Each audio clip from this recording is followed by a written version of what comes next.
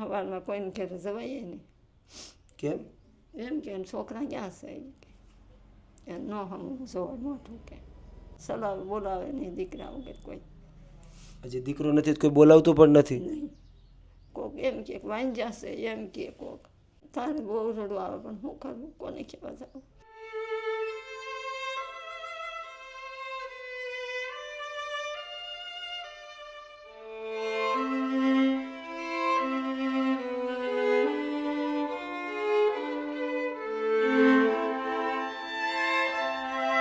તો બા શું નામ છે તમારું? મારું નામ બાલુબેન.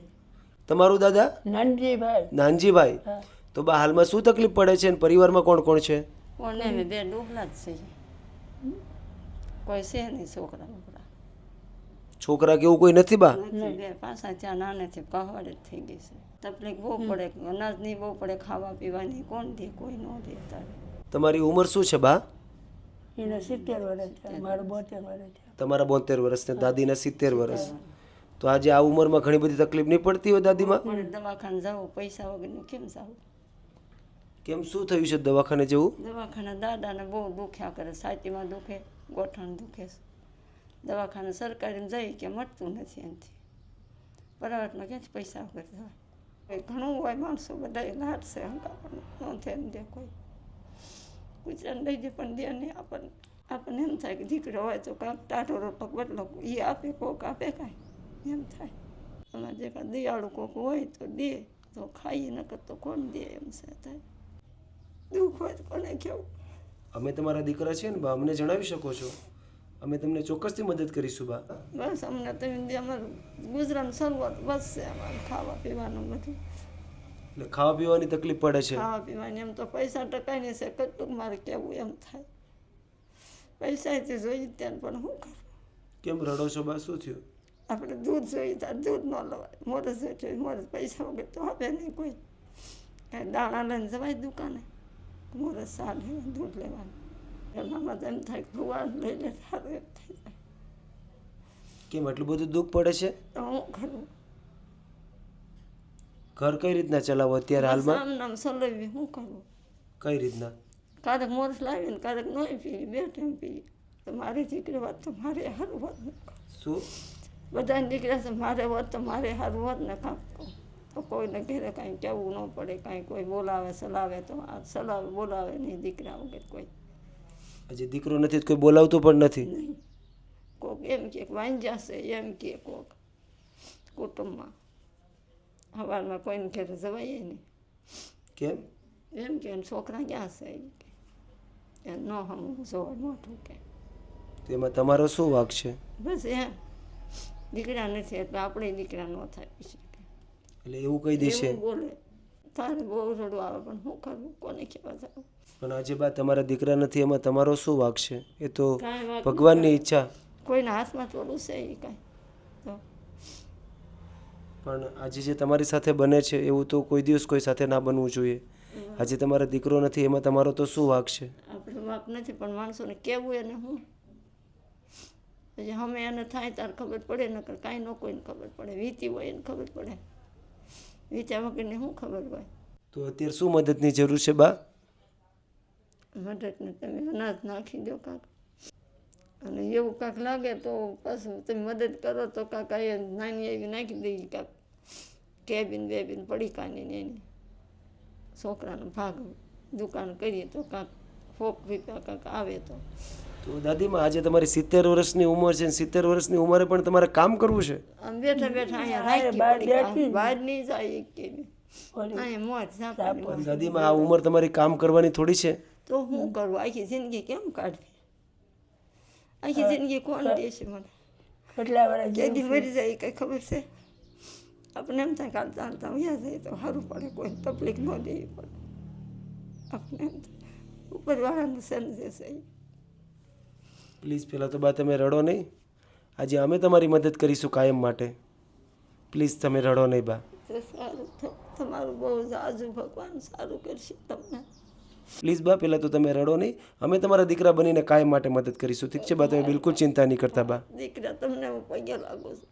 સારું મારી જિંદગી આખી આમ નામ નીકળી જાય તો તો ઘણું થાય પણ કોને કહેવું, દીકરો હોય તો દવાખાને લઈ જાય, હા લાતું નથી. એટલું મદદ દો તો સારું, કોઈ મને દે એમ નથી કાંઈ. તમે મારા દીકરા થાવ ને તમે મને દો.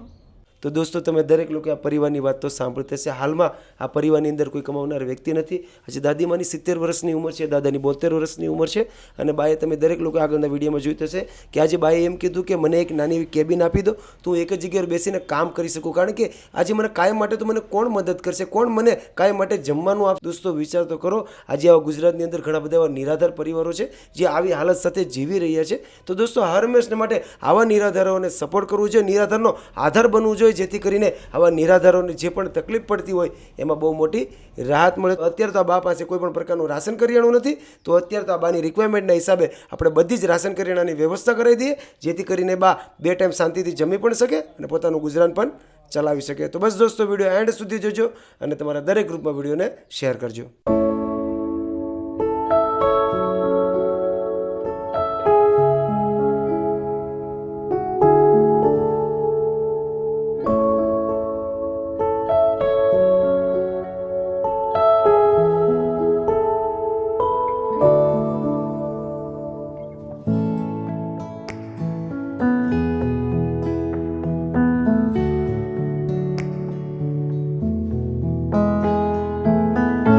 તો દોસ્તો તમે દરેક લોકો આગળના વિડીયોમાં જોયું હશે કે આ પરિવાર કેવી હાલત સાથે પોતાના દિવસો પસાર કરી રહ્યા હતા. અને ખાસ કરીને આજે આ પરિવારની અંદર કોઈ કમાવનાર વ્યક્તિ નથી. દુઃખની વાત તો એ છે કે આ પરિવારની અંદર કોઈ દીકરો નથી. ઘણી બધી તકલીફો સાથે દીકરા વગરના જીવી રહ્યા છે. અને ખાસ આ પરિવારની રિક્વાયરમેન્ટ એક જ હતી કે અમારી પાસે અત્યારે 2 ટાઈમની જમવાની પણ વ્યવસ્થા નથી. તો અત્યારે તો દાદીમાએ જે પણ રાશન કરિયાણું કીધું હતું એ બધું જ રાશન કરિયાણું અત્યારે આપણે બધું લઈ લીધું છે, જેથી કરીને આવનારા સમયમાં આ પરિવારને જે પણ જમવામાં તકલીફ પડી રહી હતી એમાં બહુ મોટી રાહત મળશે. અને દોસ્તો આજે ખાસ આ રાશન કરિયાણા માટે જેણે સપોર્ટ કર્યો છે એમનું નામ છે કાશ્મીરાબેન દેસાઈ, જે UK લંડનના રહેવાસી છે.